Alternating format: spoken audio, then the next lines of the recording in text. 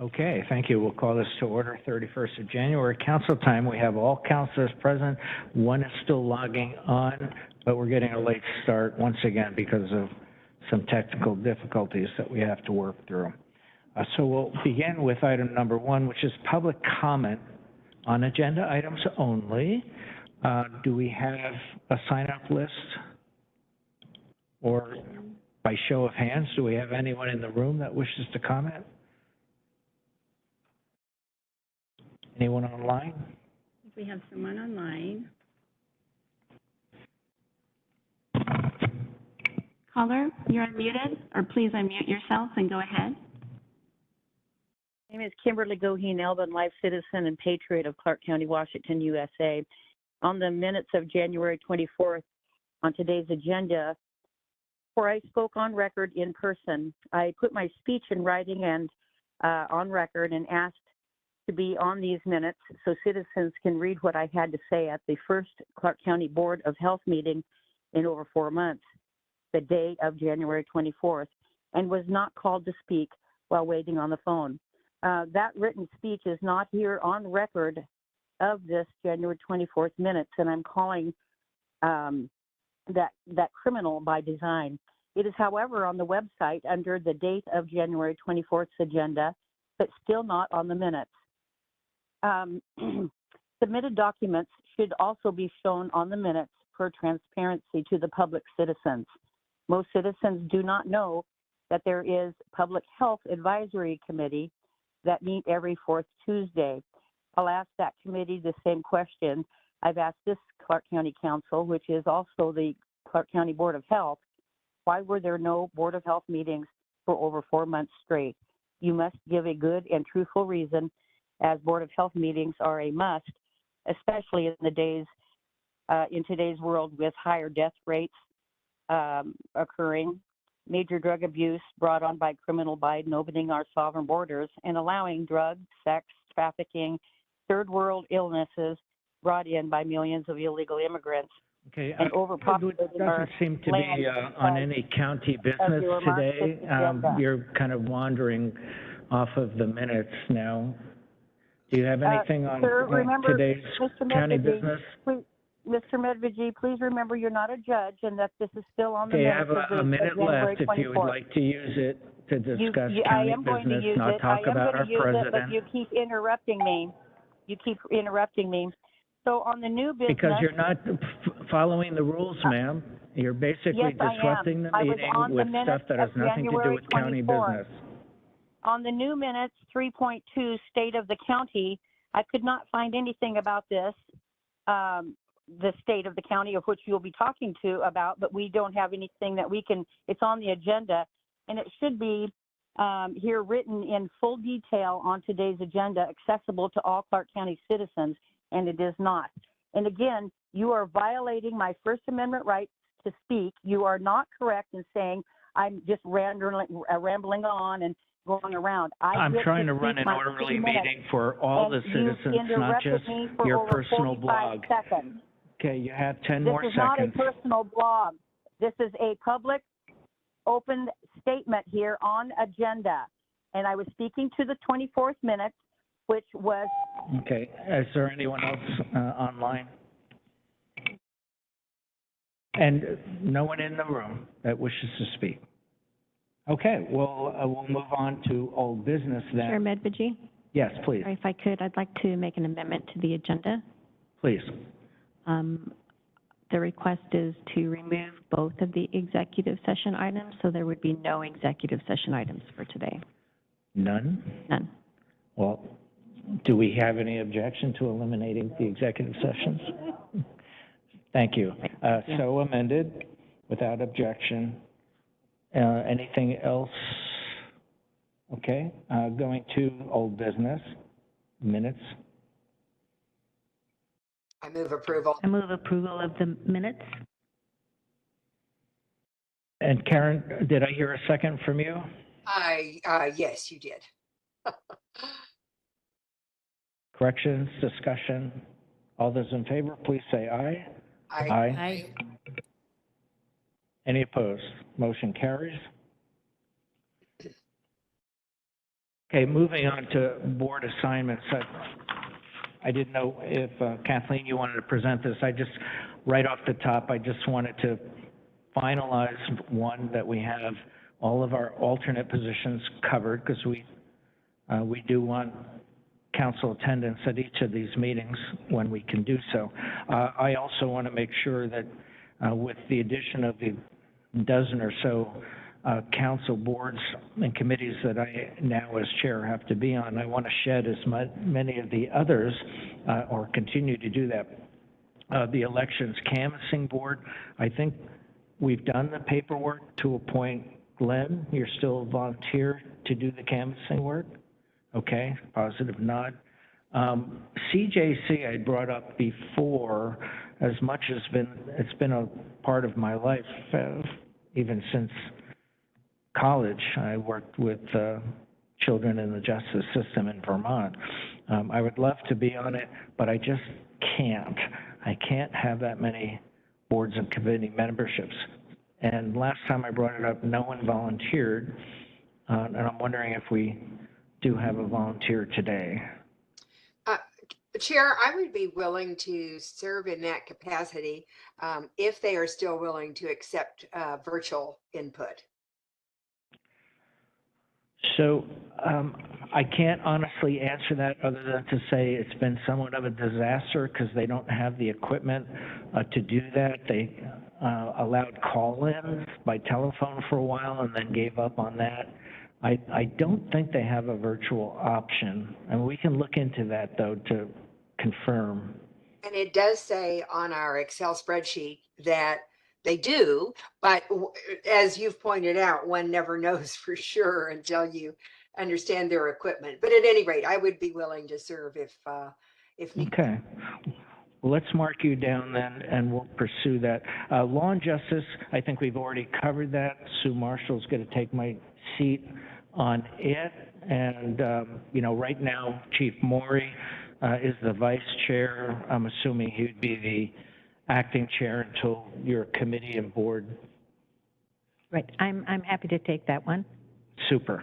And then the last one that I haven't actually spoken to anybody about, and again, it's one of those heartfelt committees that I think I have a pretty good background for, but unfortunately I also am not a good fit right now, is the opioid committee. Sue's a member. I just met with Dr. Melnick in person, so I proselytized him on all my positions just yesterday. But I would like someone else to step forward to be on that committee. I started that one out, so I'd be willing to. Thank you. Take. Okay. All right, so those are the four I had targeted, but let me turn it back to Kathleen on the rest of it. Yeah, so I believe that identifies all the vacancies for the primary, and for alternates, you all can go through them if you would like to assign them, or we can always reach out to available counselors when we know somebody can't attend to see who's available to attend a different meeting. It's up to you. A question, if I may. What happened with the Cowlitz Tribal Foundation Fund Committee? Are there counselors appointed to that at this point? Actually, they have reached out wanting to appoint 2 people that would be coming for council. I'm trying to get the reasoning behind it so we can put that in a staff report and bring that to council. And their preference as a counselor is not an attendant or not on a board member for that. What I didn't understand what they were saying. They wanted 2 counselors, but what? No, they want 2.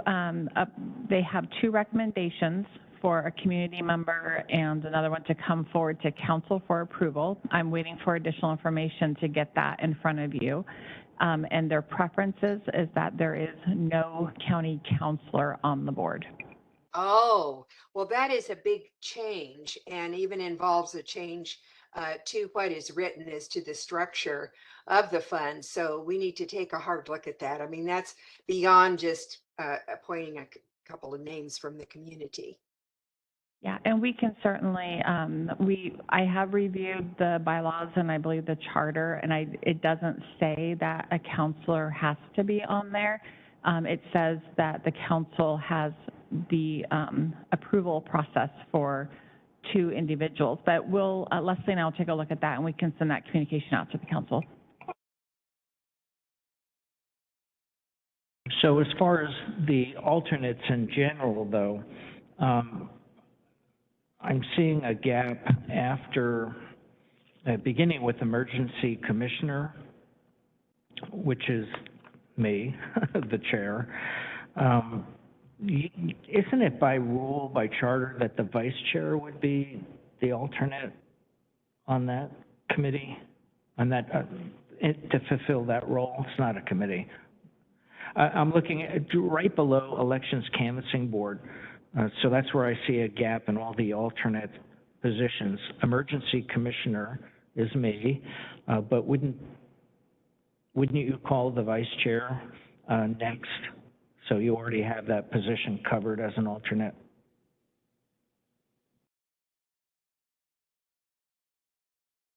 Rebecca, can you blow that up a little bit?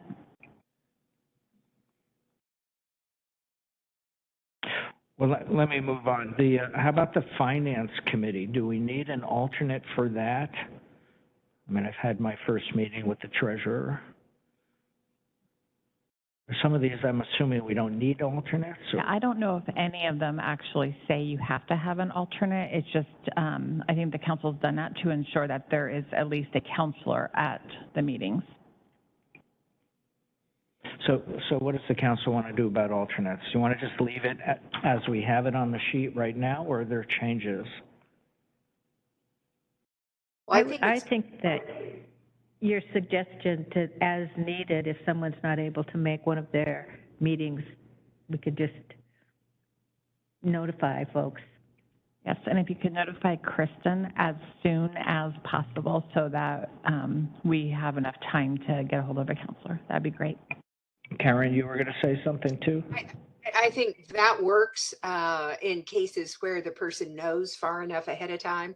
But when they don't, it surely is nice to have a backup person named already. So I'd say when it's possible, let's do that. When there is interest and so on, let's go ahead and appoint that person and name them, and then you'd know right who to call.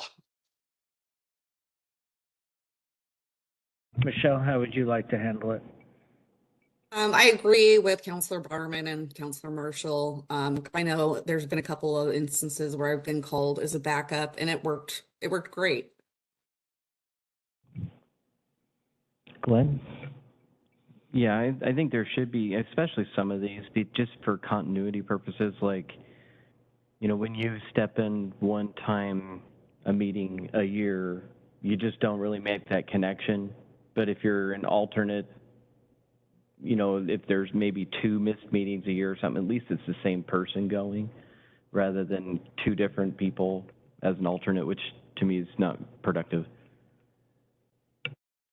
And not to complicate things further, but, you know, so when we sat on the Council for the Homeless, the alternate was Michael Torres. And actually, he was more primary than I was, but, you know, we had staff in some of these alternate positions too that absolutely provided the continuity because they were working usually with the organization in their day job every day. So I'm happy to just let it ride for right now with how it is, and then if you know ahead of time that you can't make a meeting, please notify Kristen, the manager, or anyone else, so that we can try to find an alternate to sub in. Is that okay, everyone? Mainly positive head nods. Chair, before you move on, I reached out to Amy Russell, the Executive Director for CJC. She'll know it after a meeting with the new chair, which is Sheriff Horch today, if they have a virtual option for council, if Councilor Bowerman would like to take that board assignment on. So I'll know more today if a virtual option is available for CJC. Super. Did you get that, Karen? I did. Looks hopeful. I'm looking Okay. forward to a ring from you, Amber. Super. All right, well, let's move on then. to council retreat date. Yes, so I think we found 2 dates for council, and I appreciate your guys' patience. We're working around people's calendars. The first date being Monday, this coming Monday, February 5th in the afternoon, and then Wednesday morning on the 7th.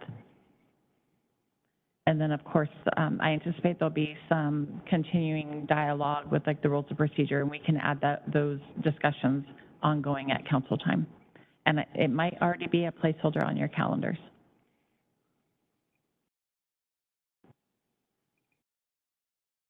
Is that what the hold is there from 11 until 5?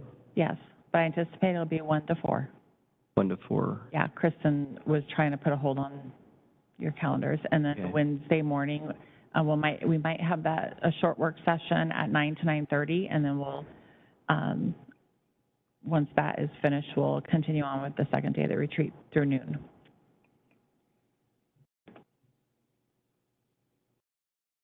I do have a couple meetings that start at 4, but I think one of them is an optional that I plan to go, I don't have to, and then the other I think could be rearranged if needed.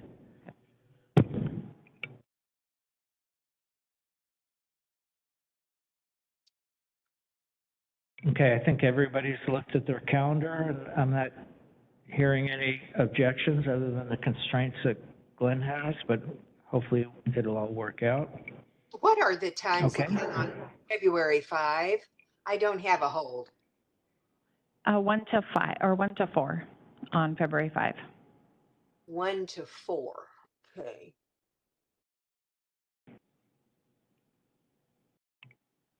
And then Wednesday will be either 9 to noon or 9:30 to noon.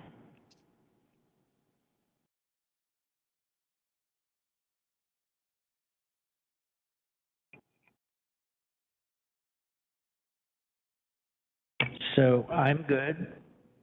Glenn, you're still checking? Wednesday from 9:30 to noon? Yes.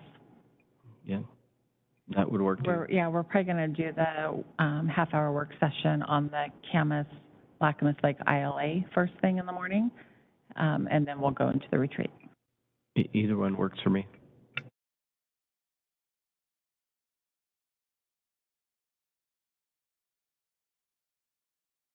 Michelle, you okay? Karen, okay? I'm okay on that Wednesday. Yes, that works for me. Okay, thanks for the additional work on trying to find a day when we could all make it. All right, we'll move on to 2.4, the DEEB work plan.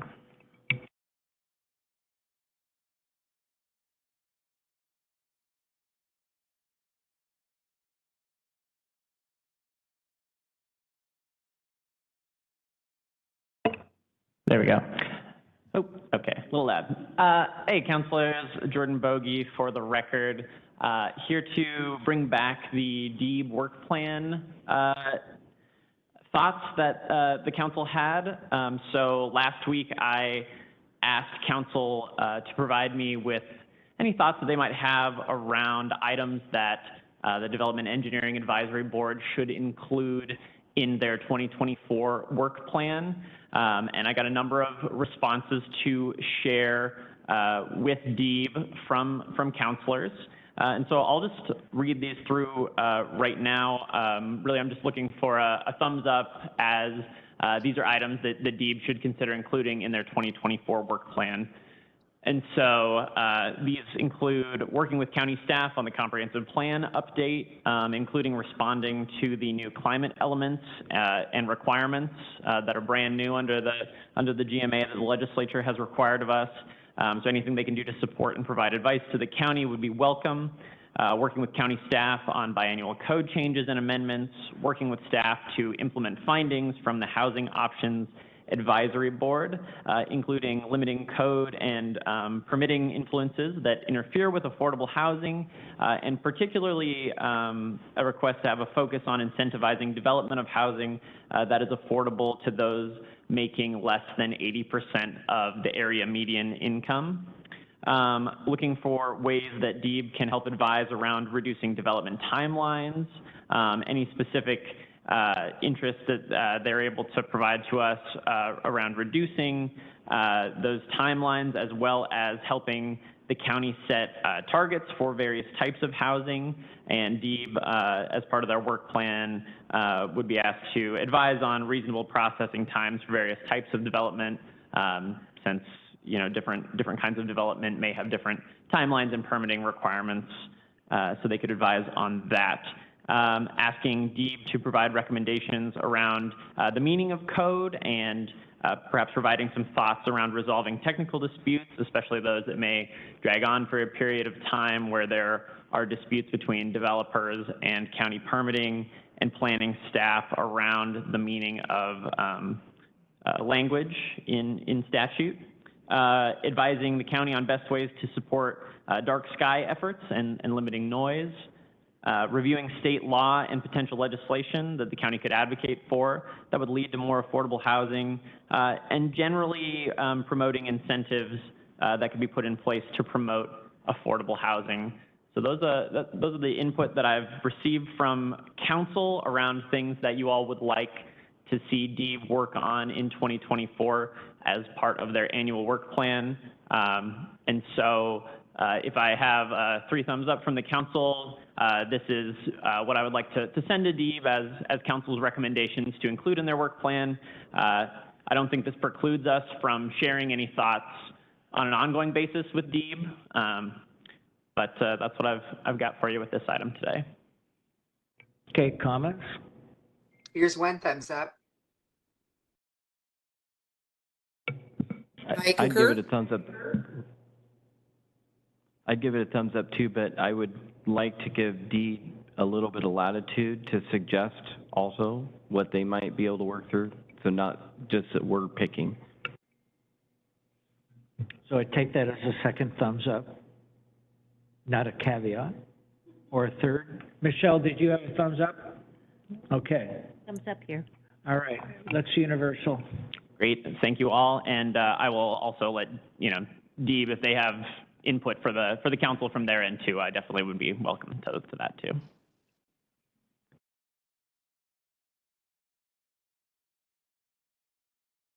Okay, thanks, Jordan. So we'll move on to new business, 3.1, local taxing increment financing. Yes, so I'll just introduce Michael Fish. He's the deputy assessor for the county. This is in response to council's question about this program in general. So today they are just going to be doing a high-level overview, and then if there's a desire for council to talk to like the Port of Ridgefield, who's going through a process, we can certainly bring them in. So I'll hand it over to Michael and his staff. All right, thank you, Kathleen, and good afternoon, councilors. Just want to send a quick thank you for your service to support Clark County and all this different business going on, specifically today, tax increment financing. I have here with me.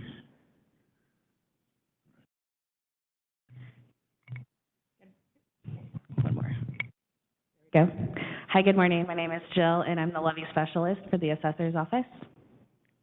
Right, so I'd also like to just share a little more recognition. This is a relatively new legislative process. It's new to Washington State. I want to share appreciation with our partners in the Treasurer's Office, our Geographic Information Systems Department, IT. There's just been a number of support systems here as we learn and grow into this together. So thumbs up to all of them and appreciate their support. It's been a long couple years of learning and growing, working with Department of Revenue, working with the Port of Vancouver, working with City of Ridgefield, and really gaining better understanding. It's been a very collaborative process, and we're really appreciative for all these strong partnerships. So as Kathleen mentioned, this is really meant to be an introduction, so just really set the foundation, help understand all the basics of how tax increment financing works, how we're administrating it. And I think it's also important to note that we're really, in the Assessor's and Treasurer's Office, we're administrating these programs for our local taxing jurisdictions. We're agents of the state. So our objective is to make sure we perform those administration duties, that we implement LTIFs under the accordance of law, and that we work well with these partners. So that being said, our slides today talk a little bit about purpose and legislation of LTIF. We talk about how to create a tax increment area. We talk about sharing the districts that have actually approved and are proposing LTIF tax increment areas. We'll talk a little bit about the basics of how it works, kind of the foundations, nuts and bolts, and then we'll talk about the impact to county and local taxing districts, and then share some additional resources. So again, appreciate Kathleen's introduction. I think this can get very complex and complicated as we start learning about these tax increment areas. You'll find out that they're large and expansive in areas and some complexity, a lot of financial analysis projections. So we'll get through it, we'll take your questions, and then certainly if there needs to be some follow-up, we're glad to come back. All right, next slide, please. So going back a little bit of purpose and legislation, this original legislation passed in 2021 through the state. As I mentioned before, we're one of the last states in the U.S. to have some sort of increment financing tool available. It's a little late to the dance, but we're here nonetheless, so we got to hurry up and catch up with it. There was subsequent legislation passed in 2023. Those were technical adjustments. As with any good legislation, there's always some cleanup and some things that were maybe unforeseen in implementation. Maybe a specific point to that was the call out of personal property on government-owned lands. We ran into that with the Port of Vancouver's tax increment area. All that is port-owned property. The improvements on that property per statute were considered personal property, but in fact, we treat that as real property. You're not moving a hotel building like you would traditional personal property. So they did some technical adjustments to the legislation and the statutes to fix and correct that.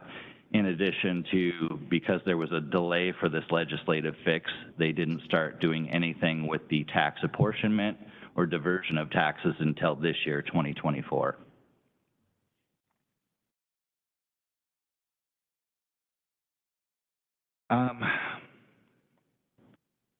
So one of the introductions on this slide was really from the MRSC. I think it really well defines in simple context what tax increments financing does. It is allowed for cities, towns, counties, and ports, or any combination thereof. Each of those taxing authorities may do up to 2 of these tax increment areas. And then the proposal is to fund public infrastructure improvement projects, right? They're looking at things that may not normally occur without this new financing ability. So hopefully the goal is to run a tax increment program to divert these taxes for a period of time, up to 25 years, to pay for these infrastructure costs that would usually be financed through some sort of debt service. So we'll talk more about that in a little bit. All right, next slide, please. So for creating these tax increment areas, this is where the really kind of the rubber hits the road, right? These are where these sponsoring jurisdictions spend a lot of time and resources with the financial analysis, the planning. There's a lot that goes into these increment areas. It's not just a, hey, we want to do this. It's thoughtful, it's mindful, it's projecting out financial analysis for 25 years, which is very difficult. So they spend this time, once that plan is in place, it has to be submitted to the Washington State Treasurer, and they have to review this and provide additional comments to the plan to make sure it kind of meets the expectations of the statutes. There's a lot that goes into it, so they also have to have the 2 public briefings to have these ordinances and before they're approved.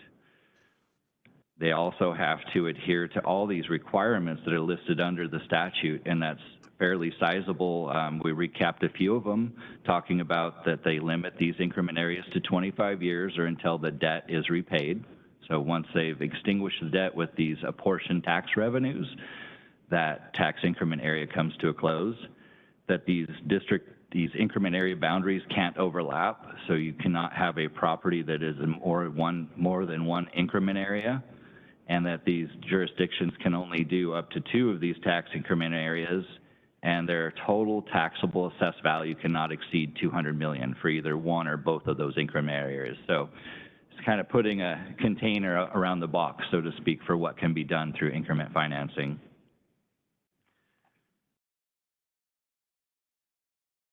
I think the last important note, and I just wanted to be clear, the sponsoring jurisdictions really bear the risk for these plans not coming to fruition. I think they're very well thought out, right? We can always say, here's the 25-year plan, and we always know that things happen in economies and markets change. They're responsible, they take the risk for paying this debt service long-term, no matter what happens with new construction, development, anything else. That's the risk that they're taking on. But again, a lot of financial analysis planning goes into that. I think there's also a lot that they have to do within the planning. I mean, it ranges from what we've heard with fire districts, that they have to have some mitigation for the fire districts. They have to talk about affordable housing. They have to take all these things into consideration. They have to look at what happens with or without the development, with these projects, with this new construction, with this ongoing improvements in our community growth. Would these happen with or without the increment area? So they also look at the estimate of job creation. So there's a lot of details that goes into these plans, and we'll share some links with all these plans that were submitted so far, the 2 that have been approved and the 1 have been proposed. Next slide, please. So at this time, we have 2 approved tax increment areas. Our first one is the Port of Vancouver Terminal 1 project. That includes 20 properties. That was approved in May of 2022. That's on our Columbia River waterfront, where the old Key building used to be, and then to the west up to the roundabout where the new Hotel Indigo sits. So the roundabout, and to the east of that is all this increment area, and then north to the railroad. So it's about 20 properties. Today has no assessed value because that is all exempt port-owned property. It's bare land. The only property now that has a taxable assessed value is the hotel that was completed and opened. That's the AC Marriott. We'll talk about that in a little bit. City of Ridgefield is a little larger tax increment area. So that was approved in November of 2023. That includes 131 parcels. And that surrounds I-5 at Pioneer Street, kind of all sections around that, and they're using this money to, again, fund public infrastructure, to put in roads, right-of-way, infrastructure, lighting, you name it, right, to support the future development of those economic areas.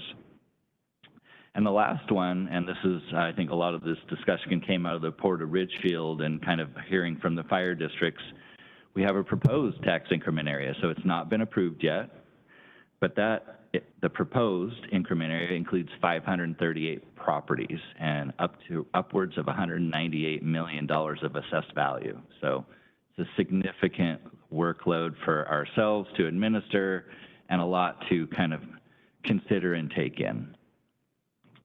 So based on this total number of cities, towns, the county, ports, we could have up to 22 increment areas total within Clark County. That's the maximum. Right now have 2, we're trending towards 3, and I reasonably have expectations there could be more from other cities.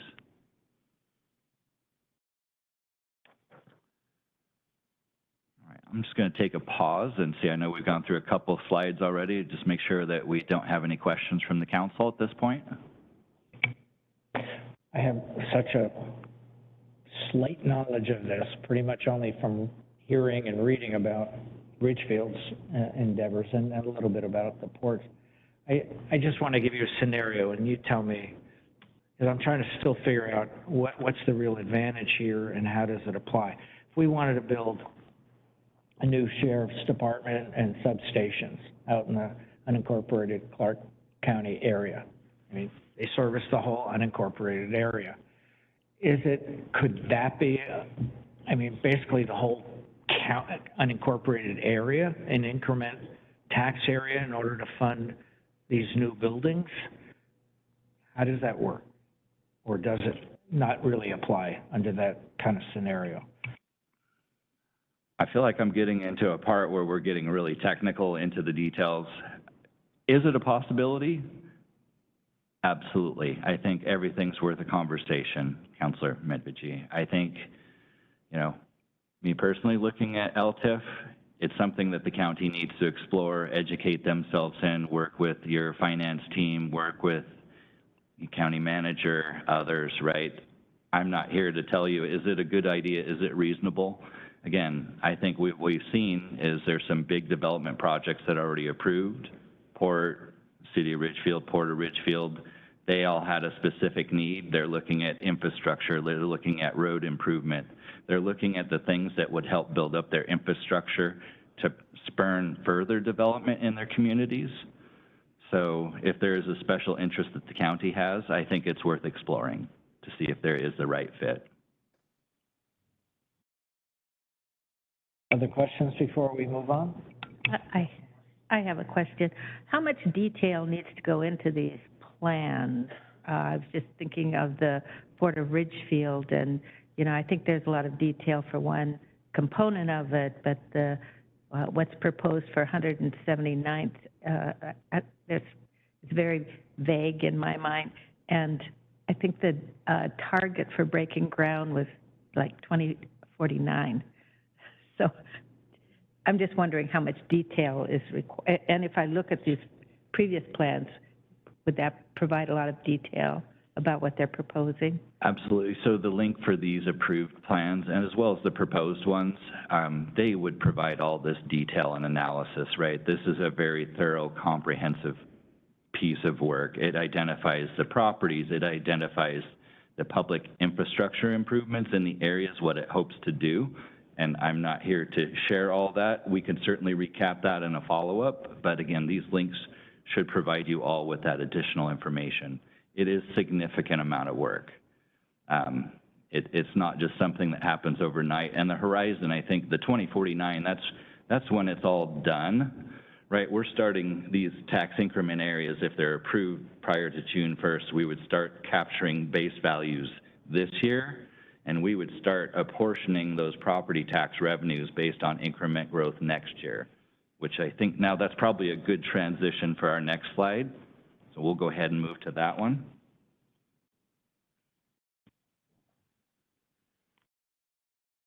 So this is where the rubber hits the road. This is how tax increment works. This is the nuts and bolts of it. So property taxes are diverted to these sponsoring jurisdictions that have approved a tax increment area. It's based on this increment growth value.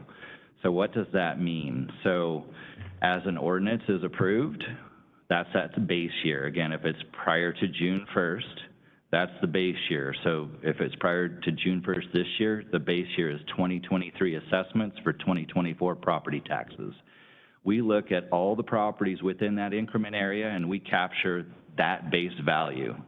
That's the point in time that that value is the base. Everything, all the market appreciation, all the further development, all the increment growth in addition to that base value, that's your increment value, and that value is the amount that's determining your future taxes that get apportioned to those tax increment areas. Does that make sense? I want to make sure this is, again, very technical. We've stewed on it for a couple years. You're just coming into this conversation. I want to make sure that we're clear about how that piece works. Just curious, so excluding new construction? Yes, so it doesn't take away the new construction, but in the first year when new construction occurs, that does not count towards a sponsoring jurisdiction's increment value growth. The local jurisdictions capture that new construction, and that's part of our highest lawful limit calculations, where we get to go up to 1% plus new construction. So okay, that was, so then new construction counts, but it's after that initial boost to the current jurisdictions. So correct. Once it's built, then there's a value set to it, and then whatever comes after that. Yeah, we really pick up that increment value growth comes along in year 2. So with the AC Marriott's a great example. We had $30 million of assessed value on it. We still had another almost $9 million in new construction going on the books this past year. That $9 million new construction goes towards the county and all the other local taxing districts, but it does not count for increment value growth for the Port of Vancouver's tax increment area. They will get that increment growth in year 2. So they would see that extra apportionment in 2025 tax distributions. All right, you are almost all experts at tax increment financing, right? And I have to joke a little bit again. This has been a long road just to get here to this point today, and the work of Department of Revenue, all our taxing jurisdictions, working with their financial agents and having great support and systems, asking a lot of questions. So we hope that, you know, at the end of this, that we can have more conversation, more questions, and do whatever exploration's necessary. So I just want to, I mean, I'm still trying to get my head wrapped around it. What is the advantage? Is it just focus the appreciation tax value on a specific capital or group of capital projects? I mean, what is the advantage of this new law? What does it do differently than our normal taxing structure? That is a great question. So from what I've learned, this is a new financing method, right? It allows them to really earmark funds. And I think I forgot to mention of the levies that were collected. So let me come back to that question for just a second. The levies that are not included in this apportionment of taxes, so it does include state school levies, it doesn't include our local school levies because those are all excess levies. It doesn't include bond levies, any voter approved levies. So those tax dollars still go all to those originating tax district. It does, however, impact the county, it impacts the cities, it impacts the library, it impacts the cemetery. So from the advantages, it is a financing tool, if you will, where these jurisdictions can raise money to pay the debt service to fund these public infrastructure projects that would take much longer to do, that would take many, many years possibly down the road to come to fruition. And they have the financing tool available to make it happen sooner rather than later.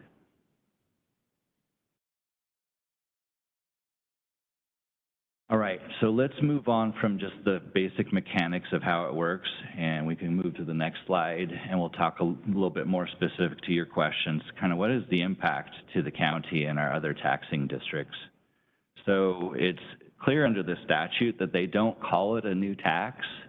However, as we've witnessed and learned through the process, is our local taxing districts have the ability to add this new construction and increment value growth and add it into its highest lawful limit calculations.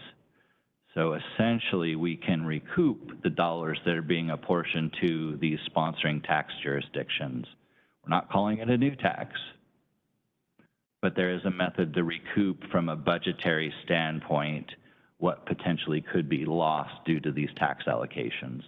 So just really quickly, we're getting really deep into the tax structure here, but my understanding is that the new construction really is a big impact. I mean, we talk about 1% increase that can go all the way up to 5% when you count the actual new construction going online. So the other jurisdictions would still get that initial boon, and then, okay, so that would be interesting. I would really be interested in seeing how the numbers actually work, you know, what would happen, you know, how significantly it impacts those other local jurisdictions. Absolutely. I think that is a great follow-up where we can take that information and start kind of disseminating what's happening this year, because again, 2024 is the first year where we're actually distributing, apportioning these taxes to a tax increment area. And it's still early in the conversation. We have one active property where taxes would be diverted. So in theory, though, actually, I mean, it'll be interesting to see, but in theory, it could actually increase the funding to those other jurisdictions if this results in more new construction, more development, because they'll get that initial new construction where they wouldn't have gotten that. I think that is a possibility, right? If there wasn't this infrastructure project, the new construction wouldn't occur to spurn the development, right? So one kind of leads the other. I think it's an interesting conversation, right? I think we've seen different instances where if you build it, they will come, and if you build it, sometimes they don't come. I think we're fortunate to live in a great county, and we've been very fortunate in recent years with continued economic health. I know that there's been struggles. We've lived through recessions, we've lived through pandemic. However, I think this is a plausible tool.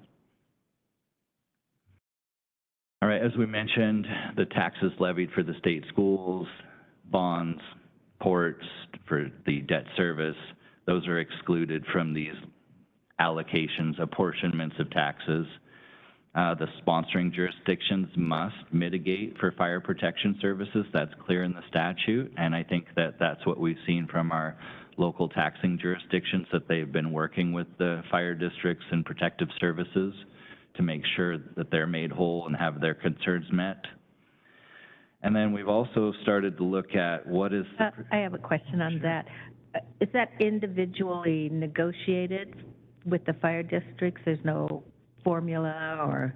It's each increment area that is proposed and or approved, the language is must mitigate with fire protection services. So there has to be a dialogue that's occurring kind of in tandem. And I think we've seen it with all the taxing districts. They've had those conversations a little earlier and sometimes a little later in the development process, but happening before they're approved. But it could look different from jurisdiction to jurisdiction. It will, definitely. I mean, this crosses the entire county, so you're dealing with cities. I mean, some will include county, incorporated, unincorporated, whether it's our county roads impacted, whether it's just county general fund impacted. How are our fire districts and fire services impacted, or are those part of the cities, right, as we see with City of Vancouver and elsewhere. So it really depends, right? Again, a lot to take in a short amount of time, so we'll look back at these real technical questions and see how we can better provide information and reach out to our other experts. So we mentioned the impacts to levies. The one thing here is the tax districts can increase our budgets. So what we saw in the case of the Port of Vancouver, LTIF, that's already down at Terminal 1, there's $30 million of increment value growth. Remember, because it went from $0 port-owned land to $30 million of new construction last year that is now increment growth in its 2023 value. That's what's using to calculate the taxes for 2024. And through our levy specialist and working with Department of Revenue and our budget process with Emily in the budget office, we have earmarked that $30 million of assessed value. It's a plus, an addition based on a multiplication of last year's levy rate to create the budget increase amount. For this year, it doesn't amount to much. We're talking like $22,000, $23,000. That's what the county loses, but we have the increased budget capacity.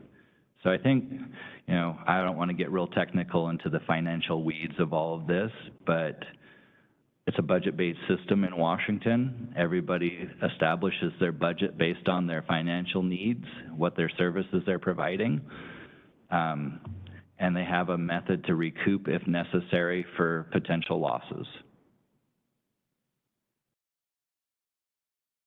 Yeah, definitely. Thank you, Jill. So the other impact that's potential and we haven't spoke to, and this gets into what Jill does as the levy specialist working with all our taxing districts, is what happens if we start running into levy limits. There's certain districts that have capped levy rates.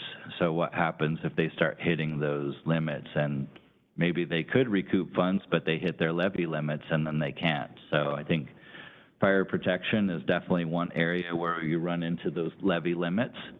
And I think that was probably part of the purposeful intent on the legislation, where they must mitigate that so that if they run into these circumstances, they find a way to be made whole, or at least account for providing protective services in these newly developed increment areas. I think there's also a fair share of risks and unknowns. Again, I mentioned these are 25-year plans, and we cannot, the county, myself in the assessor's office, we do not predict or forecast. We follow the market. We use the statistical data to tell us where the values are going up or down. To say that values are only going to go up for 25 years straight, that's a projection, right? We just can't make that full assumption.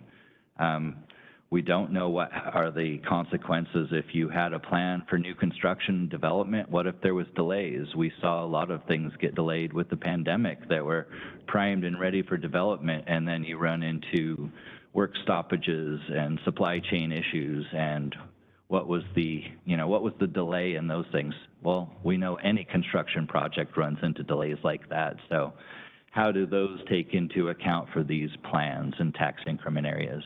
So the answer is, I don't know. We generally don't know, but I think it's worthwhile to have the discussion about what the risks are. And then hopefully, I think these taxing districts the ones that we've seen so far have been very mindful of this, and they do give themselves some wiggle room in these projections, right? They realize these same things, and they're making these suggestions, recommendations, conservative estimates, looking at what happens if things might get delayed by 3 to 5 years and what that means to them. So I think as you explore some of these that have already been approved and look at how they've presented their financial plans, you'll get a better understanding of it.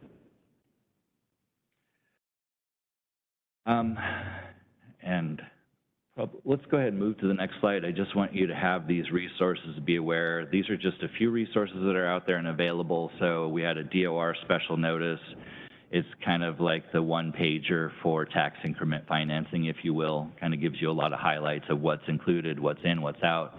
MRSC is always a great source. Matter of fact, the first quote on the first slide from MRSC, they do a great job of kind of taking it and just making it a little more simple and more comprehensible so that we can all understand it. There's also a link to all the tax increment areas that have been submitted to the state treasurer, so you can see all the projects that have gone around Washington State. I believe we're at around 17 that have been received last time I looked. And then there's also the GFOA, Government Financial Officers Association. They have a primer on tax increment financing, so that's more of a national lens of that. But again, another look at that tool set, and obviously links to other good information, articles, historical artifacts that have gone on with increment financing. So at this point, I'm trying, again, working on just the foundation here, trying to stay out of the real technical stuff, but I want to see if there was any other follow-up questions, anything that we can take notes so that we can come back and be prepared to speak to at a different time. I do have one more, and this might be a little deep in the weeds, but you might be able to answer this. So I'm just picking a very simple number. Obviously, it's not realistic, but let's say there's a tax incremental district and the total value is 50 million.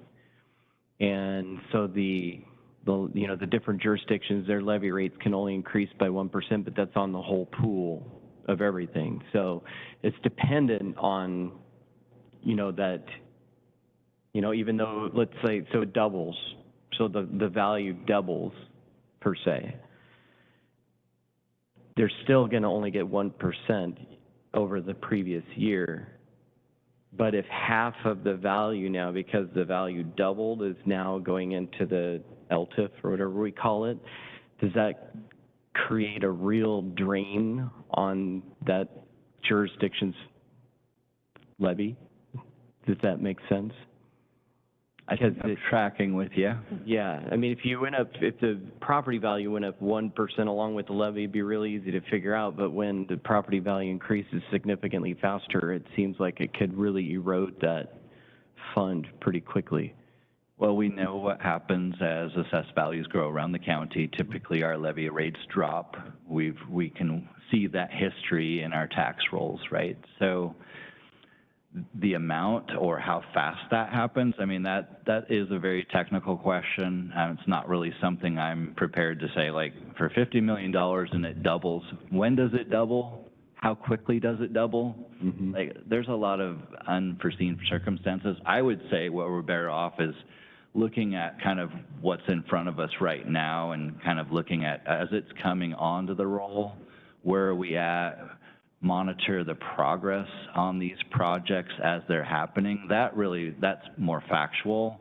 We can start applying these lessons learned. I mean, we're certainly happy to come back on an annual process and like kind of speak to how these increment areas are progressing, share any news that we've heard about the development, kind of share the impact through the levy process and the tax calculation process, because there's so many variables. A great question, but I super uncomfortable just sharing, oh, I think Understood. It's this. Yeah, thank you. Yeah. I'm curious about the impact to the junior taxing districts and how or who is responsible for calculating that impact. And I know the schools are exempt, and there's requirements for the fire districts, but, you know, like the county, for example, how does that get calculated? When is that revealed? Yeah. So that is the annual levy process. So our taxing districts, including the county, go about their normal business collecting their budget. Like, here's what we need to fund our local services. And then it goes and all this information gets passed off to Jill, our levy specialist.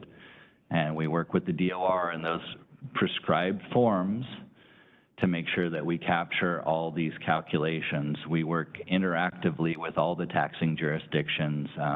This work starts from estimating assessed values on the roll in the middle of summer, adding in that estimated new construction, that value growth, all the way through the fall when we certify our values in September for that current year, up through the levy certification and establishing taxes. So it's an ongoing process. There's not just one moment in time. But I think, again, the goal here is to communicate frequently with our taxing districts.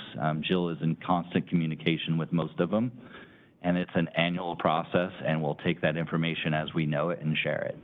But I think with using the city of Ridgefield, I think they came up with a calculation of what it would mean for the fire districts, and the fire districts came back and said, no, it's going to mean this, and I think there was a point of negotiation. That's kind of the process I'm curious about.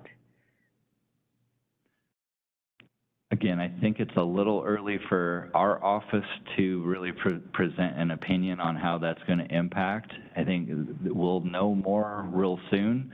They've done a lot of more analysis with their individual increment areas. They've projected their tax rates. They've projected their AV growth. They've projected their new construction projects and what they think will be built. And the impact it's just really difficult to say at this point. I wasn't looking for a specific number, but you've kind of answered my question there. Thanks. Yeah, you're welcome. I'm wondering if, I know it's like projecting is a guess, but is there a way that you could run like a mock scenario as if they had done it like 3 years ago, that we have data that you could calculate and figure out and see how it would have impacted them? I think we could look at that analysis. What I'm really geared towards looking at is, again, kind of that as we go factual, we can kind of take what we know and use the real evidence to kind of start saying, how are these aligning with those projected plans would be our best. I feel like taking real market evidence is what our office it's our mandated duty, right? The forecasting, the financial analysis is really outside of our expertise, but we're happy to look at it. We've started working with GIS. We're putting these properties into maps, into our mapping layers, so we can visually see. We will certainly do other reporting and other metrics to help us kind of see what the impact is longer term. And yeah, maybe we can do some projections and analysis internally to the county just to answer those questions. I just don't have that infrastructure today. Yeah, it seems like this could be a really good tool, but yeah, I mean, if we were to look at moving forward with something like that, I would really want to understand what those impacts would be to those other jurisdictions. 100%. Jill was just sharing with me, so all of these taxing jurisdictions have used a similar consulting firm that has done tax increment financing, not just in Washington state, but outwardly as well. So There are other experts that can help advise with this as well, and they've leveraged those experts in these cases. Chair, I have a couple questions. Please go ahead. I was wondering if you're still having additional conversations with the fire districts, because I know they're pretty concerned. I've talked to a couple of fire chiefs and I've gotten a couple of PowerPoint presentations. Is there still a public briefing planned for February? The public briefing, are you referring to the Port of Ridgefield's proposed tax increment area? Yes. I don't have that schedule in front of me. It is on their plan on their website. The timeline sounds right for them to be able to approve this. I know the goal was to approve this prior to June 1st this year. So you're probably right in that timeline. Okay. And so is there still additional conversation being had with the fire districts? Yeah, there's not been conversation through the assessor's office. This is directly with our local taxing districts that are looking to sponsor a tax increment area, and they're the ones that work with the fire protection services to do this mitigation work. Okay. And just to add on that as well, and I know you mentioned this, Michael, but the county really doesn't have any role over the taxing districts. It's really about processing after they go through the process. So it's taking in the payments and distributing to the tax districts, or doing the GIS map and updating it based on the taxes. We don't have any role, though, for their approval process or public hearings. That's all driven by the specific districts. Mm-hmm. Correct. I've communicated with Randy Mueller. I'm sorry, go ahead, Michelle. Oh, thank you, Sue. And then my last question is the construction projects that are being prioritized or dedicated to the taxing, can they be modified in case something changes? Loosely, the statute, as I understand it, these improvement projects have to be designed up front. They have to specifically pick the properties that are included in the increment area. They're not allowed to, 5 years from now, oh, we're going to add some more properties into the increment area. So, and again, they're not building new buildings, they're building infrastructure with the public improvement projects. This is adding broadband, street lights, road access, sewer, water, mitigation of brownfields. I mean, there's, again, a long list in the statutes of what is allowed as these public improvement projects, but they need to identify those up front, and that's part of that ordinance. Thank you. I would just like to add, because some of these questions could be answered by the Port of Ridgefield, and I know Randy Mueller has offered to present information. It might be further our understanding if we could see a specific project and how it is developing. Karen, any questions? No, not at this time. It's, I've experienced this in other states, and it was a very powerful tool. So I think it has a lot of potential here. Okay, thank you. So if there are no other questions at this point, thanks for the presentation, the tutorial, and we'll start looking at some of these other resources that you've provided. Excellent. There's nothing else. We'll move on to the next topic then, Thank you, which is Councilor. the state of the county, 3.2. Thank you. So this is just to get feedback from council. There's some decisions if you want to have a state of the county this year. And if so, what does that look like? Do you want a recording that has been done? I think the last 2 years we've just had a recording that the chair did. Do you want to tie it to a regular council meeting? Do you want to have a special meeting? How about hybrid, in person? And I also will note that I'm working on an annual report as well that will be before council soon. I'm just about done with my draft on that as well. But what are your thoughts on the state of the county? Thoughts? So my thoughts are, this really, to me, in my opinion, is the job of the chair. And with that being said, I kind of feel like leave it up to him if, you know, if he wants to do virtual or however he wants to do that. So first issue is, do you want to do one? It sounds like you do. I think we should have one as well. I don't want to do a virtual one. I want to do an in-person one. I will just tell you the experience that I had. And Karen, I can't remember your first year because, I mean, we were deep into the pandemic or just starting it, and I think we actually didn't have the state of the county then. But the first year that I'm sorry, go ahead, Karen. The first year, Eileen did a virtual, and it was really very well done. And it probably is still online where you could view it. And then I did a virtual as well. And I really enjoyed doing it. It's easy to put together the script, and Johnny and staff are available to help make that script come together just right. So, you know, it's not a difficult thing to do if you want to do it. If we want to do it in person, we need to get an audience there. So that would be the challenge, I think. Let me just, if any of you remember or attended, my first year was in this room. Both rooms were filled. The county manager did a presentation, the chair did a presentation, and every counselor did a presentation. And I'm sure it was a lot of work to get everybody in the room. I don't really favor a virtual one, but I'm certainly open to it, and it'll certainly be the easiest thing to do.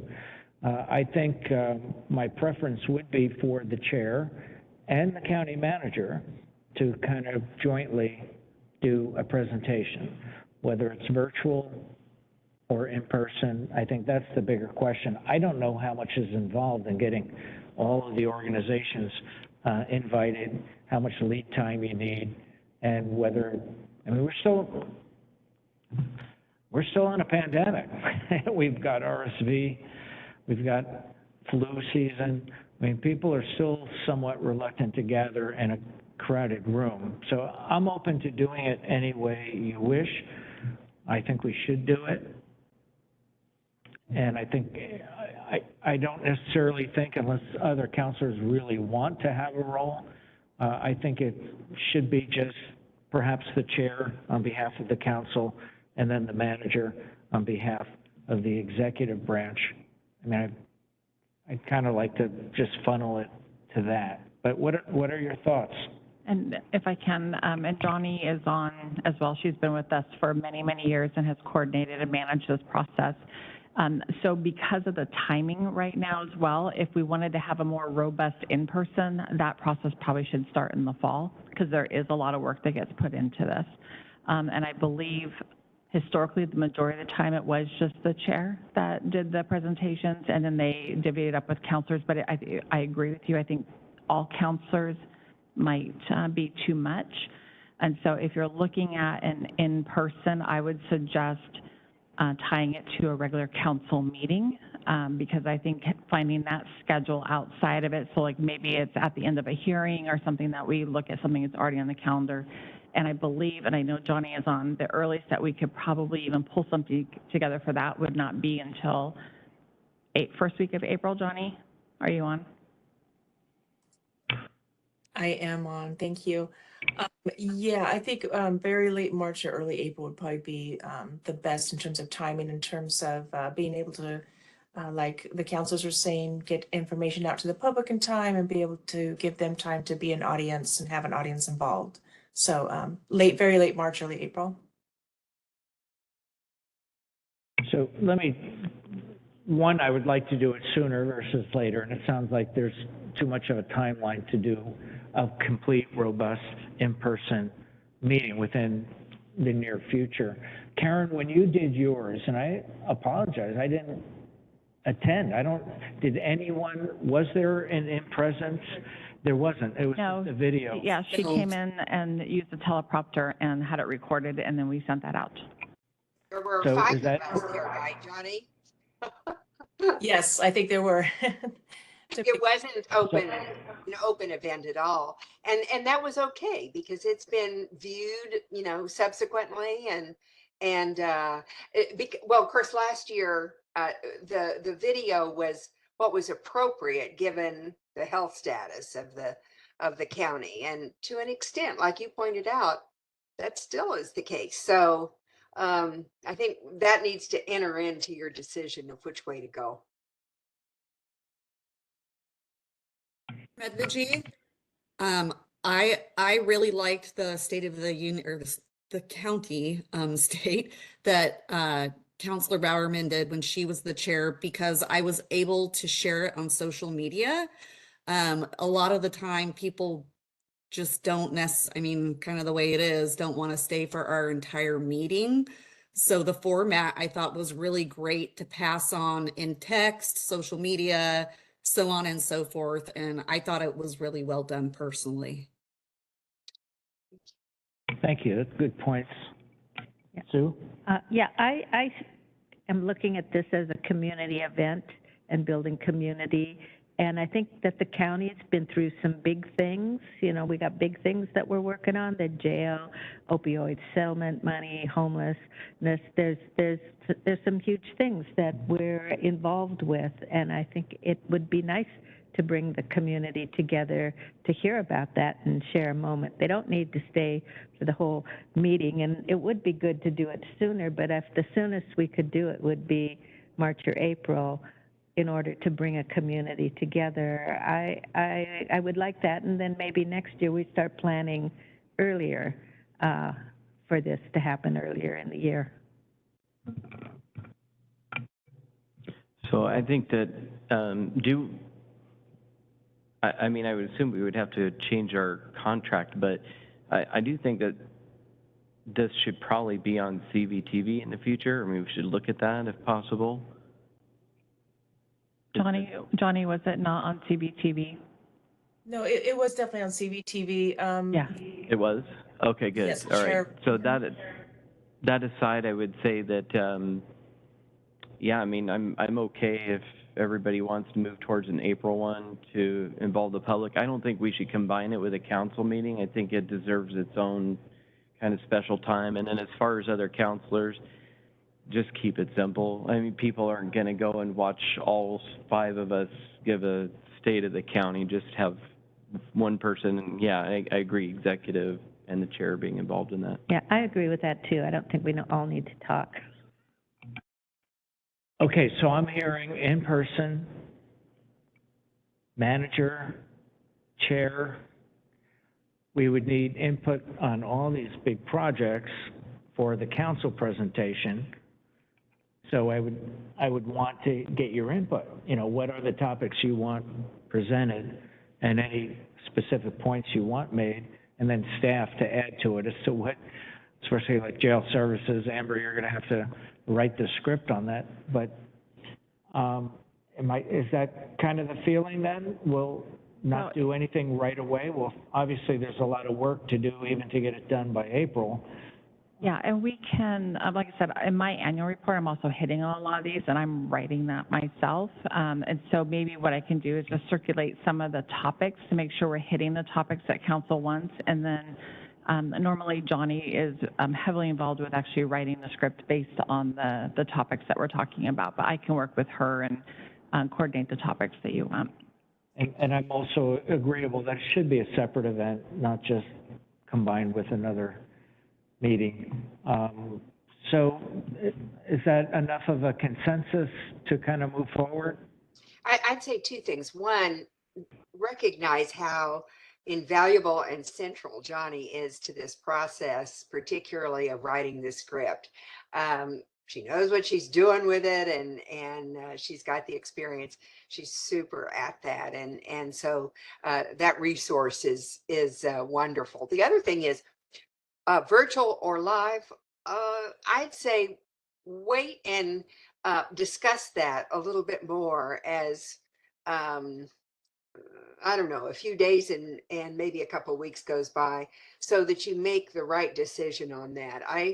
I'm not sure right now that the live presentation would be the best, but I think that Johnny and others would have a better feel for that than I would. But I know last year that would have been real tough given the state of the county and the disease projections were one of the main things we talked about. So, it's a difficult decision, not if it's done online, but it may be if it's done in person. So I'd give it a little time to think that through. That's what I'm trying to say. So but I think we need to move forward. I would like to, hearing your concerns, I've got them too. I think some of the senior facilities right now are closed down again because of the pandemic positives. But I would like to move forward towards a public event. And obviously, if things get worse, if we don't get through the flu season, if it only gets worse, if we don't get through RSV, if it only gets worse, then we can neck back to just a virtual event. I think we could have both, just like a council meeting, right? Kathleen, does the tech support that, Johnny, to have a hybrid option to be able to have both of those needs met for that type of address? Well, and historically, CVTV has covered this live as well. So yes, people can watch on TV via CVTV, on our website, or participate in public as well, in person, excuse me. Okay, so let's move forward with that, and you'll continue writing your own. And but I would ask all the counselors to at least list the projects they specifically want highlighted, and then we'll get, keep each topic brief and to the point and highlight what we're doing, how we're moving forward, where we're at, whether it's jail services or our opioid response or our homeless response. I mean, it goes without saying. I mean, even our city councilors don't know what the county does with our homeless response. So think of what the public in general doesn't know. Joni or Karen, how long was your presentation? When we did it with all the counselors, I had minutes, but it got pretty long, especially after the county manager got through with their pretty broad-ranging presentation. How long a presentation would we focus on so we can kind of allocate specific time to specific topics? Wasn't it at least an hour, Johnny? I believe it was shorter than that. I can go back and get that information, Chair, and get that for you. I think it was shorter than an hour, though. Well, we should all go back and look at it online. Yes, we can.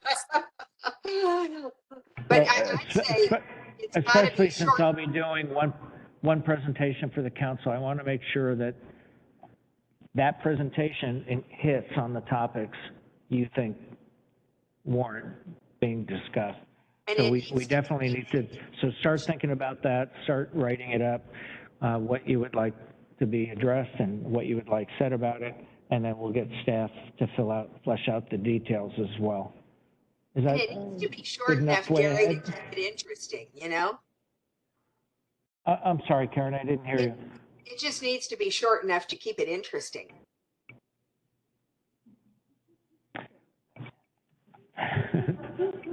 We'll write it for you. I try to remain interesting. I don't know. Okay, so can we move on from this topic, or is there more to be said? All right, well, let's go. Thanks for that discussion. I look forward to doing it. Council reports.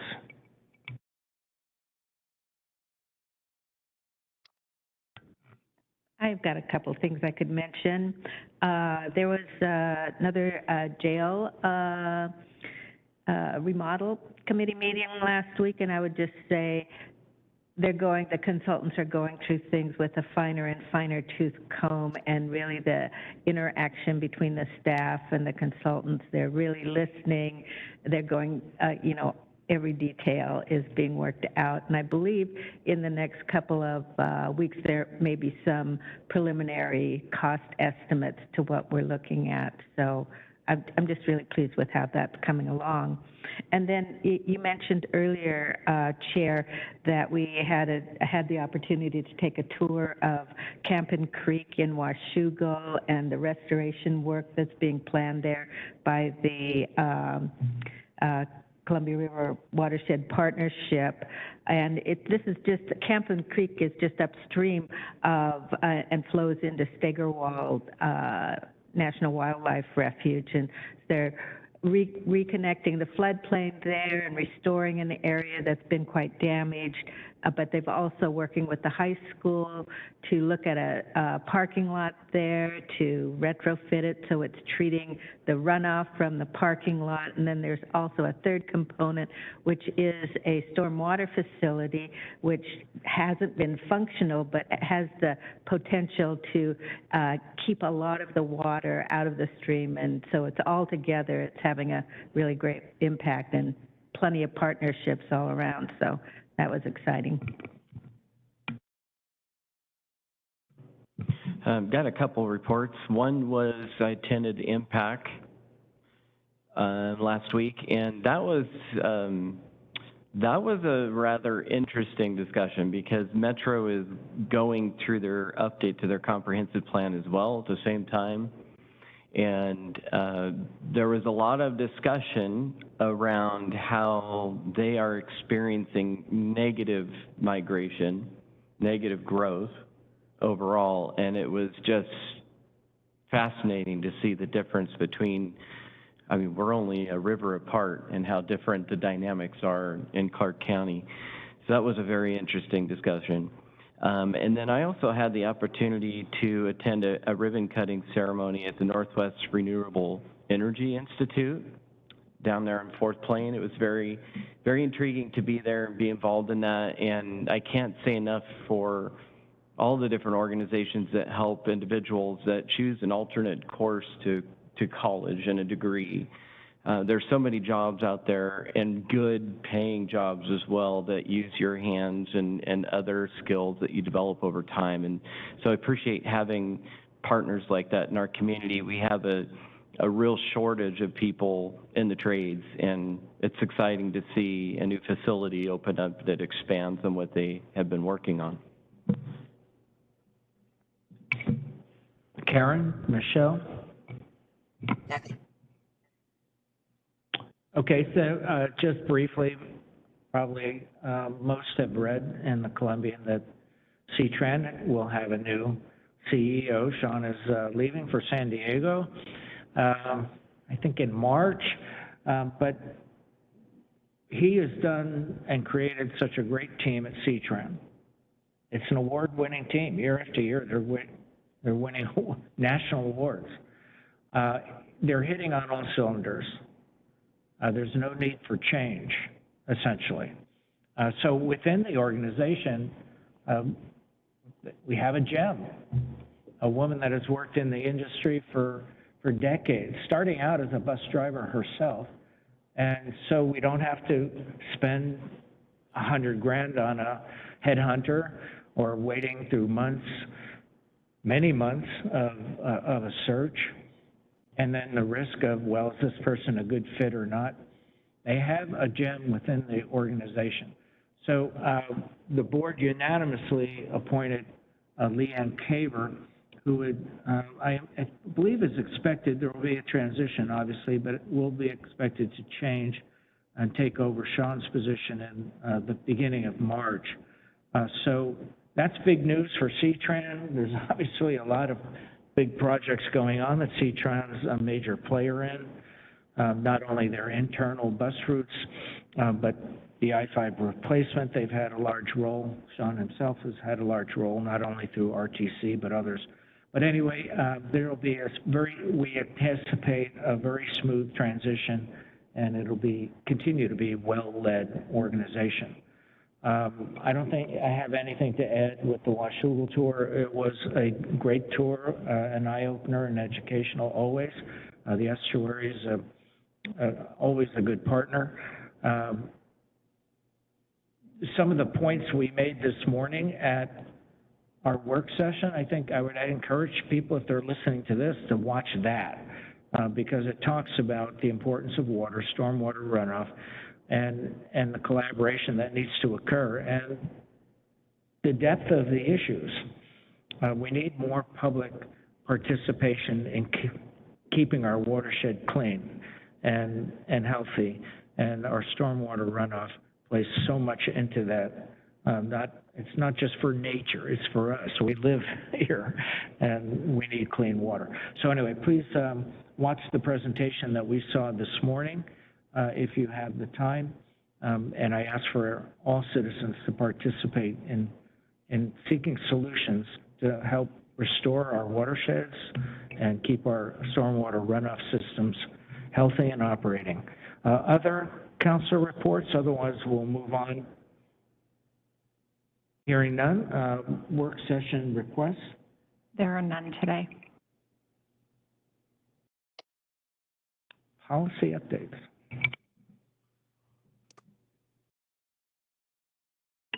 Hey, councilors, Jordan Bogie again. I do have a few policy updates for you today, so please bear with me.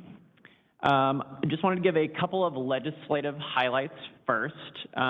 So House Bill 2020 is heading to executive session this week. That bill is around supplementary assistance to counties for disaster-related responses. And basically it creates authority within the state's, I believe it's the AG's office, to provide support to counties and other jurisdictions for natural, technological, and other human-caused disasters. And so that is good news for counties, a little bit more resource support potentially heading our way at the state level. Also wanted to give you an update on HB 1650, which we talked about, which is the bill that would, if a jurisdiction wanted to prohibit cannabis sales in their jurisdiction, it sounds like that is moving forward to an executive session.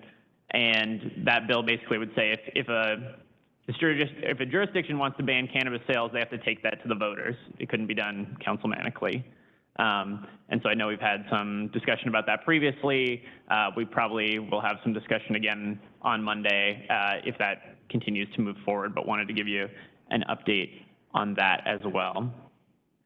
The other legislative item I did want to bring up is sort of related to SB 5494 and also sort of a larger question. And so 5494 is related to tax exemptions for rail improvements. So it's a sales tax exemption. And we had a little bit of conversation on Monday with Josh and Annika because last year there was a previous version of this bill that was under consideration from the legislature. We had council support for the bill. So we had, 3 thumbs up to say council wants to support this bill. It's a new legislative session. There are some new councilors.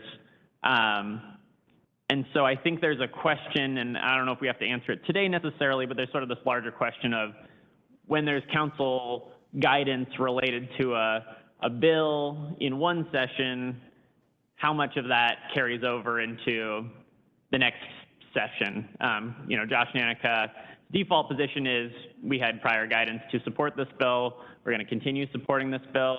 That was kind of my initial impression as well. But there was some conversation around that. So I just wanted to raise that issue for your consideration and just make sure that we've all got clarity around that as we're getting policy direction from the council moving forward. Do you need to have some direction today for that bill specifically? Not necessarily, because we could also talk about that bill on Monday. Okay. I didn't know if there was I thought there was some sort of timeline that something may happen before the next Monday meeting. So let me just weigh in on what you just asked.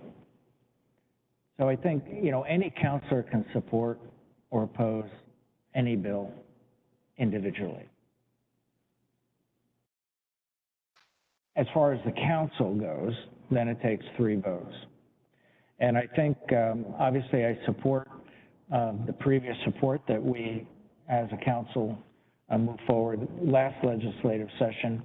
But if there aren't any longer 3 votes, then I think as a council, I think that does have to change. So we do have all 5 counselors on board right now. My recollection is you did not when you were having that discussion with Annika and Josh. Was that just last Monday or this? Yes, there were 3 counselors that were present. Yeah, so 3 isn't the whole council, and so what I'm hearing is that you had some dissonance in continuing to support. I mean, so I would give a thumbs up right now to continue that support, but do we have 2 other counselors to do that? Yep. I'm hearing something, but. Yes. You've got 2 others. Okay, I'm sorry, I couldn't see you before, they just, so we have 3 thumbs up. Any other comments by other counselors? I'd just like to clarify a little bit. I think there were some questions about exactly who the tax exemptions would benefit, if it was the rail operator, if it was the county, if it was someone we might contract with, and I don't know if those questions have been answered.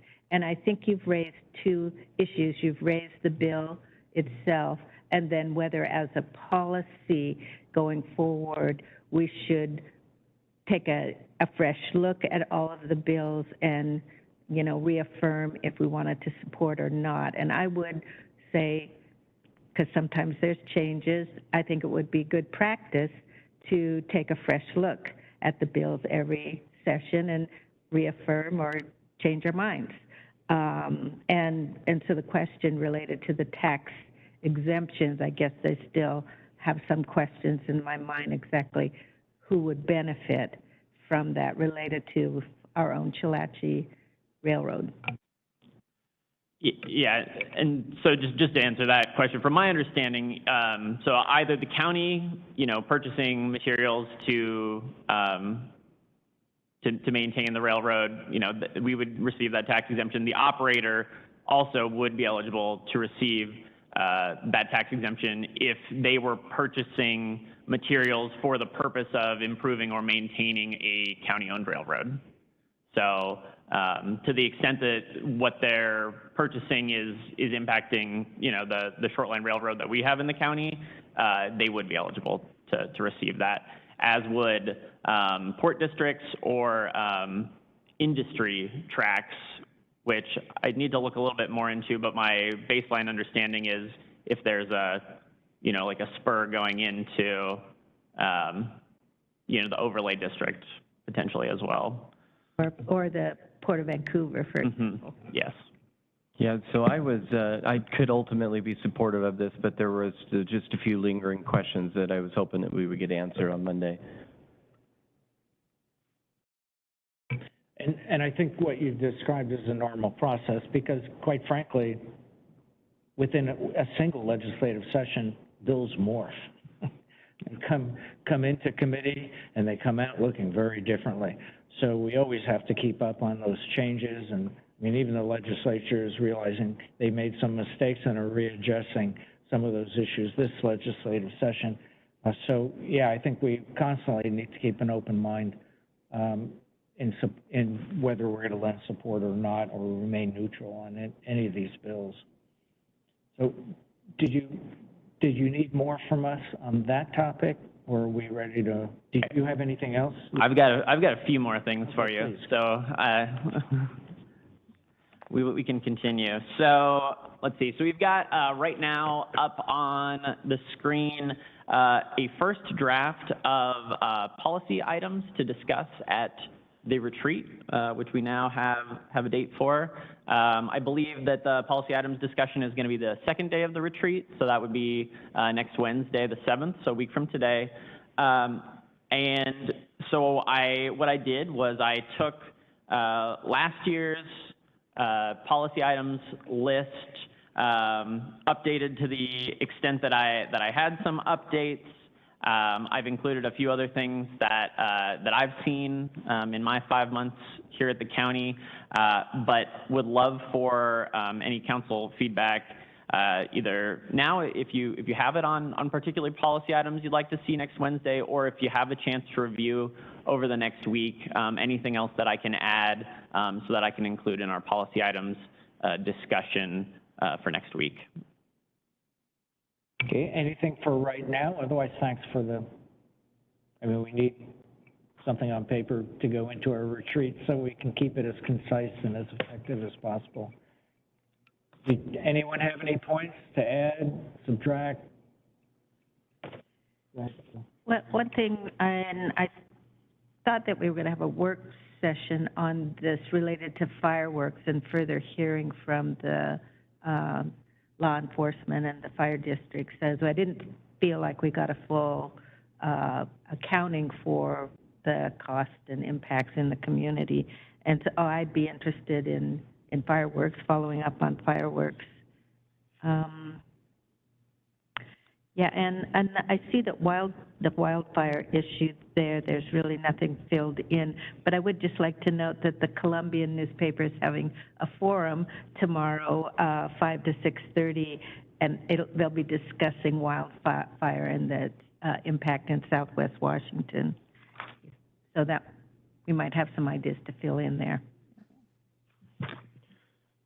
So just in terms of policy, and it kind of relates here, so there were a couple councilors that weren't at our update on Monday, and just wanted to let the council know that I intend to testify tomorrow in support of House Bill 2172. And what that does, just real quickly, is if you're familiar with the City of Vancouver Safe Stay Site number 4 that's on WashDOT property, it took a 1.5 years of coordination for them to be able to get that to work out, and this bill essentially ends all the red tape for state publicly owned land to be used for affordability and homeless projects. So I intend to testify in support of that, and I hope maybe on Monday that we can talk about it a little bit more in depth, and perhaps the council will be supportive as a whole.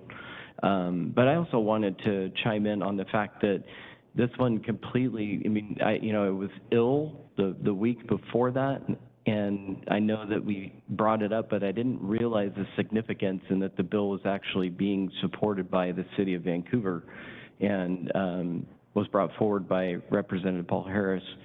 And so I think that in terms of these, we need to have more communication with those other jurisdictions, and I'm not sure exactly how we facilitate that. When we're supporting a bill, we should go to them. When they're supporting a bill, they should come to us. And I don't know how we can facilitate that better. Where we agree. Other comments, Michelle? Karen? Okay. What else do you have? Great. So the next item I have for you is a proclamation for Black History Month. And so I've sent a couple versions of this to counselors individually. I sent a first draft on Friday, and then again, I guess that was yesterday, and received a few comments. And so I think what you're looking at right now is the updated version. So the initial version that I put together is almost identical to the version that was approved last year. However, I did change out. So last year, the theme was Black History Month was Black Resistance. This year, it's African Americans and the Arts, and so that third whereas is different. And so I took some language from the National African American History Museum, had some good resources for Black History Month, so I just kind of tried to consolidate that into that particular section. I got a little bit of feedback that my first draft, there were a couple of sections that were a little bit repetitive, and so I did make a couple of edits removing the 5th whereas section and taking the 7th whereas section and sort of integrating it into the 6th to shorten up the document a little bit.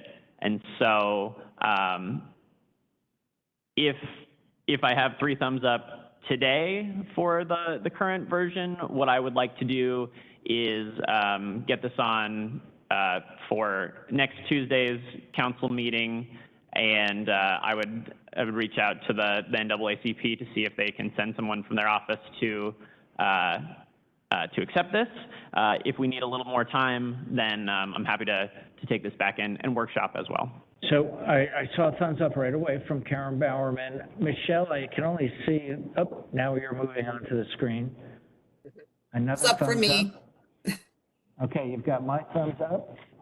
I just have one question, and that has this been shared with NAACP to get their nod? So it has not been shared with them yet for this year's version, but I know that the version that was approved last year was workshopped with their office as well. So I'd be happy to get any feedback from them as well, but they haven't been looped in. Right. Well, you have 3 thumbs up, and this is our resolution. And what we would like to do is invite them to receive it, or any other organization out in the community. Thanks for the work you did for it and on it. I think it's timely. I think last year we got it approved for February, like the 3rd week of February. So this is a much better process. The other general comment I'd make that at some point we really need to focus on, for all resolutions, what's the word count? You know, how long should they be? How short should they be? You know, just kind of like a newspaper would have a requirement for letters to the editor, because we get a lot of resolutions proposed from outside the county that are really way too long, or sometimes they're perfect. You know, it's a paragraph and really pithy and captures the whole deal. So at some point we really need to, because this is still kind of on the long side, but good. So I think we're ready to move forward with it. And who normally reaches out? I mean, in the past, I've reached out to the NAACP. I did. Is there a formal invitation process to invite them or other organizations to be there for the reading and presentation? I think Karen, you were going to say something? Yeah, I think the personal contact from you is invaluable. I know I did, and in response to what Sue had asked about, the involvement of NAACP was not just them seeing the document, but we were actually involved in wordsmithing together, and it was a great process, and I enjoyed it, and I think Yolanda, the president, enjoyed it, and we came up with something that at that time we were both happy with. So I think she will, and hopefully the rest of the group will be very pleased with it again this year, because it does replicate so much. And thank you, Jordan, for putting it together as you did. I think this is a good way to include the arts, and maybe, I don't know, maybe we could have some of the arts represented there at the meeting for those who come in person. That would be, I think, very nice touch. But anyway, they could decide that if they so chose. Chair, just quickly, we have 3 thumbs up, so we'll go ahead and move forward. But just a comment, like, yeah, I agree that this is our resolution, but you know, this is a black history, and none of us sitting up here are black. And I think it would be important. I know that we worked with them last year, but I would appreciate an opportunity for them just to touch it, let us know if we're missing anything or if anything should be changed or with the year that's passed. That's just my thoughts.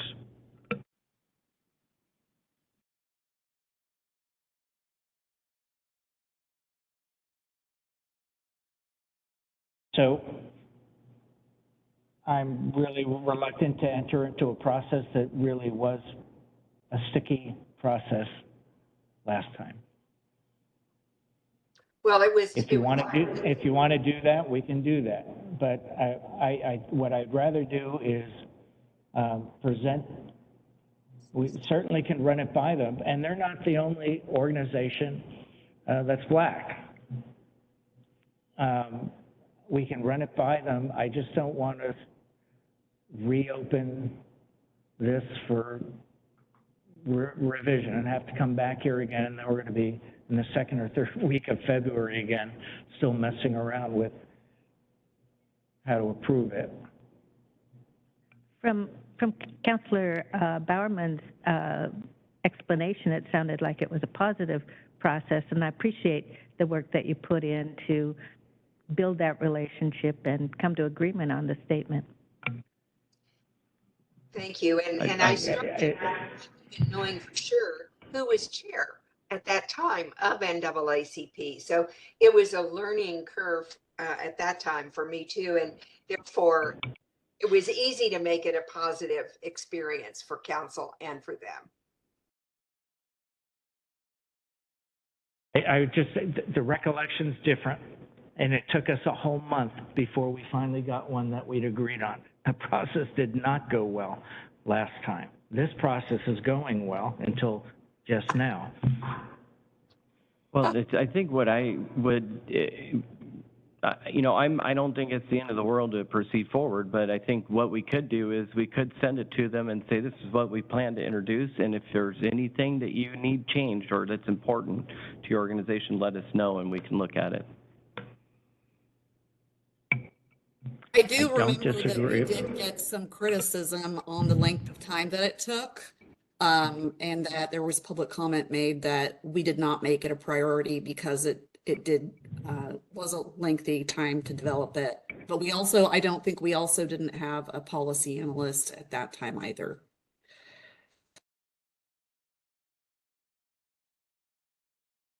Okay, so right now I'm not clear on what the majority of the council wants to do.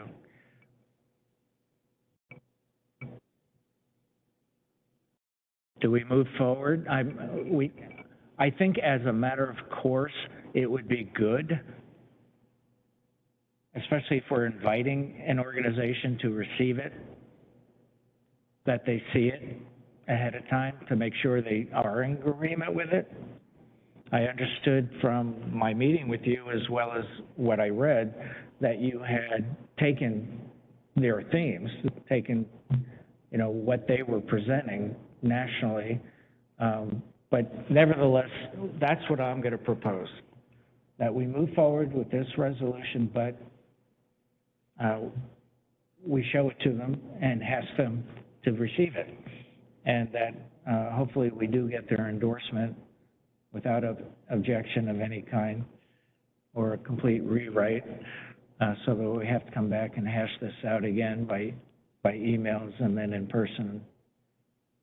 Is everyone okay with that? We'll go ahead and invite them, and in that invitation process, we'll have them view it. I support that, and I appreciate, Jordan, you bringing this forward. I think we're starting earlier than we did last year, so thumbs up. Okay, so, all right, good. We'll move forward then. Thank you. Great. Again. Thank you, Council. And Chair, we can work together to maybe like a joint email from the two of us, and then can present the proclamation. And if there's any feedback or anything critical, I'm sure we'll welcome that. So thank you all for that. I just have one more item for you today, and it is a letter that community planning asked me to put together supporting our request for funding. As you recall, we had some transportation requests that we put forward to the legislature and to our representatives, one of which was funding for a corridor visioning study for a potential third corridor in the county.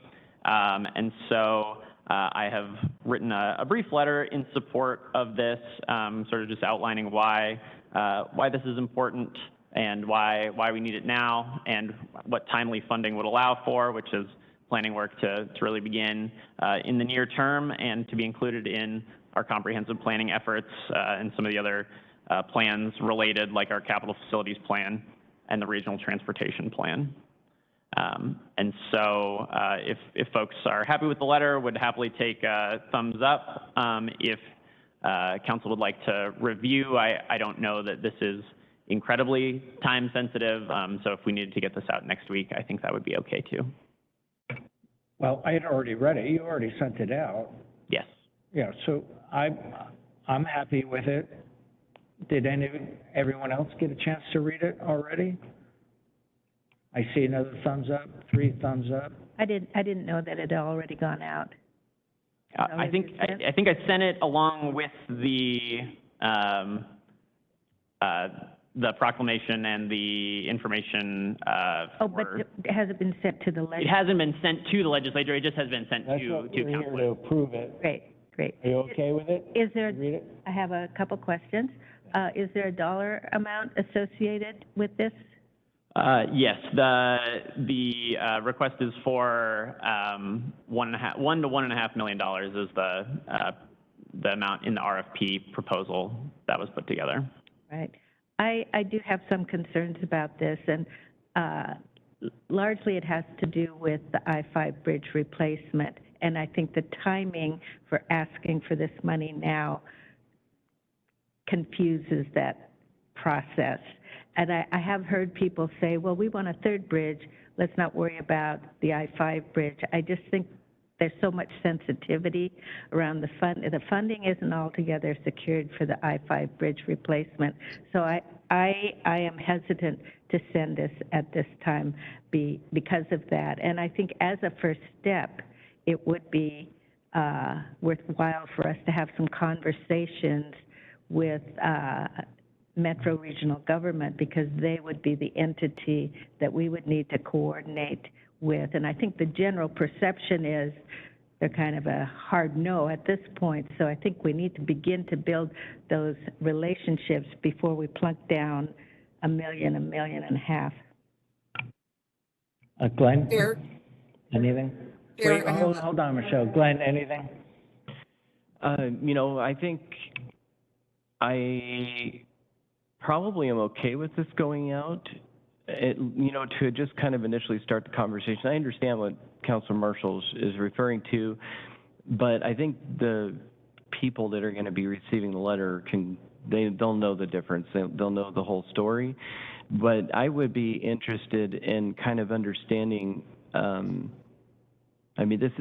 don't know do we want to request for that funding, or do we want to request discussions with them on how we can get things started? Because, that partnership, if we don't start at the very beginning with partnership, we're not going to get there. Michelle, you had something to add? Yeah, so myself and you, Chair Mevaji, you're part of the Regional Transportation Committee, which includes all the local stakeholders. This was approved in the Regional Transportation Plan for Clark County. All stakeholders were in agreement of this. They just need everybody to be approving and be seated at the table to move it forward. There was no disagreement with this. This is not going to interfere with the IBR project, but for population growth, the last time the visioning study had been done was in 2008. So it's long overdue, and I support this. Okay, so it sounds like we have 3 thumbs up, but Glenn, you're absolutely right. You're 100% right, but I think over the last couple of years, we finally started talking about it, and the RTC that Michelle is just referring to has every stakeholder needed, and they have it in our portfolio to do this work. But there's no sponsoring project, and we can't sponsor it without the funding. So this is a way to actually move it forward. The conversation that Sue just brought up is the one that has held it up for 15 years. And it's what the military does differently. They have whole offices for future planning, different from current planning, current operations. So we can move this forward at this juncture, hopefully with the positive responses we've had lately, because I think everyone recognizes, including our legislative delegation, we are 15 years behind. When they did this visioning study back in 2008, it was already pretty evident we needed to do this planning, and it never occurred. So, as long as you're fine with the verbiage as is, I am, and I saw 2 other thumbs up, so we can move forward.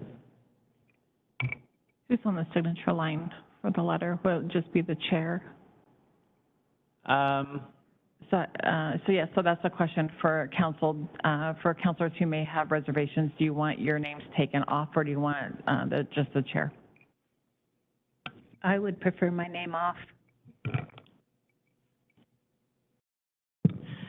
I'm okay leaving my name on there, but I also want to be just open and just, maybe just kind of back channel, let people know this is a beginning process. If you have recommendations for changes on how we can get this started, let us know, and we'd be happy to adapt to that to make sure that we have a good plan with all partners involved. So just, yeah, my name is okay to be on there. Okay, anything further? Thank you. No, that's everything I've got. Thanks for bearing with me through all that. Okay, so policy update is done. I just might have a faulty pen. Our executive sessions are canceled. Anything further? We are adjourned. Thank you.